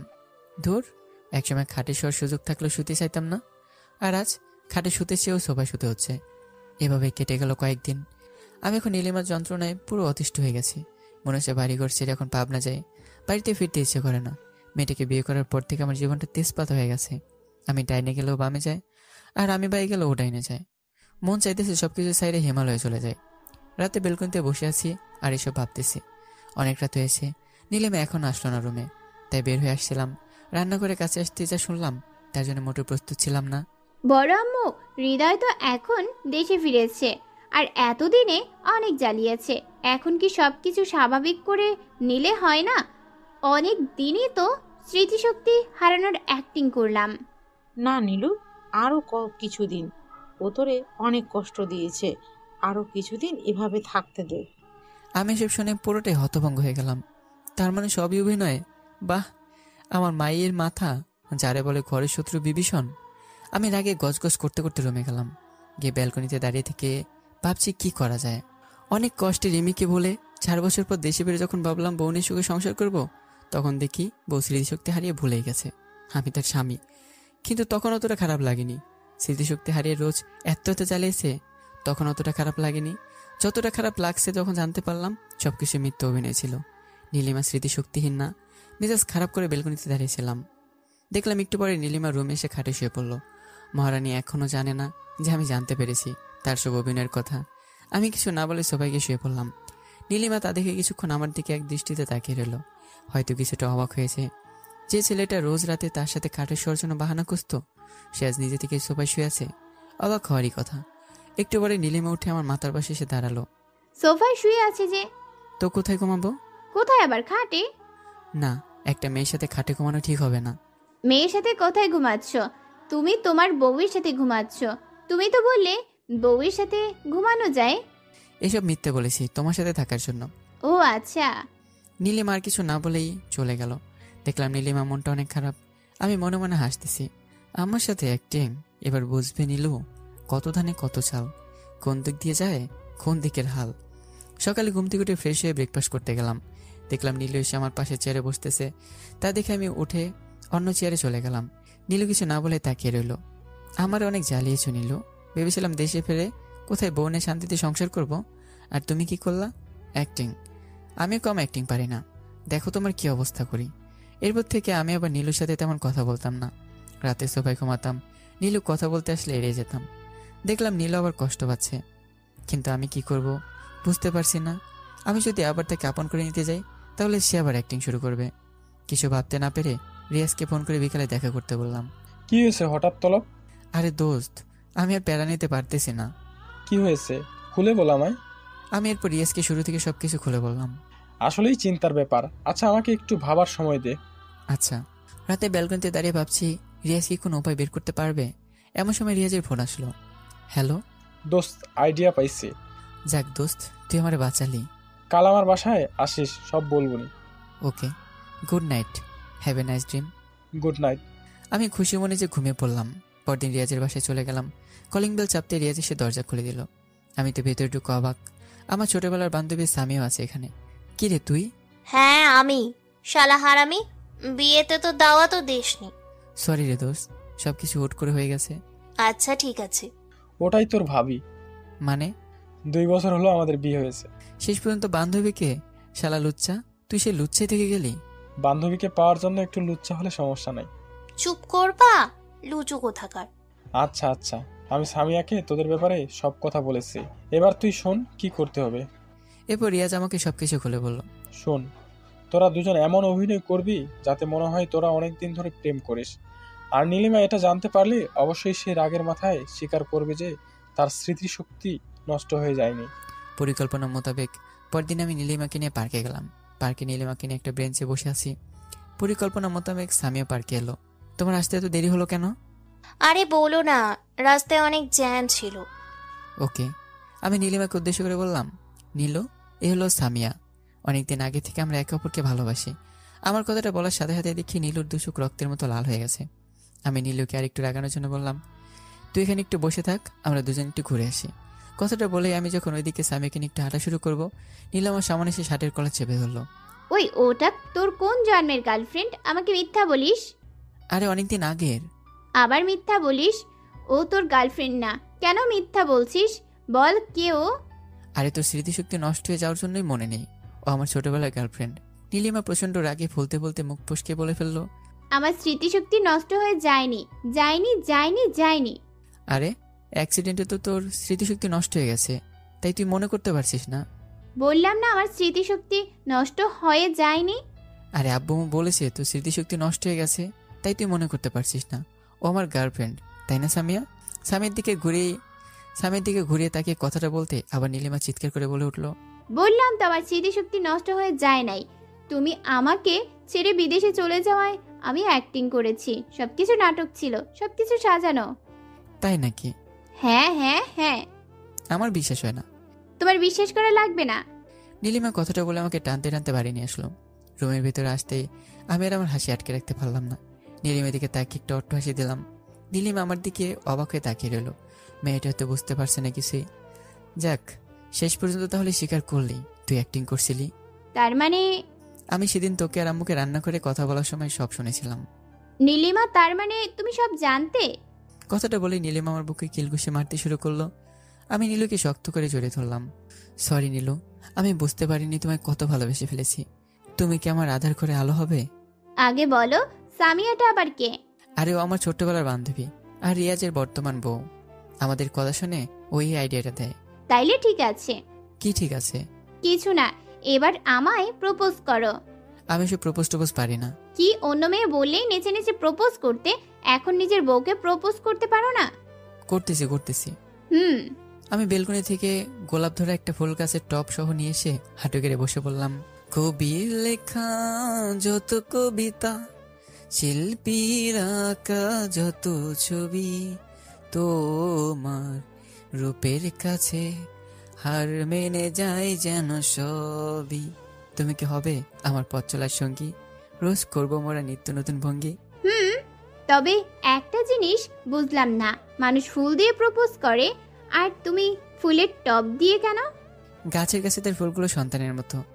আমি চাই না আমাদের ভালোবাসার চিহ্ন কারো সন্তান হারানোর হাহাকার না হোক। ঠিক বলছো, আমাদের উচিত এসব গাছগুলোর যত্ন নেওয়া। এই শোন, কি? আমাদের মেয়ে কবে আসবে? যা, লুচ্চা কোথাকার। তো বন্ধুরা, গল্পটা এখানেই শেষ করা হলো। কেমন হয়েছে জানাতে বলবেন না।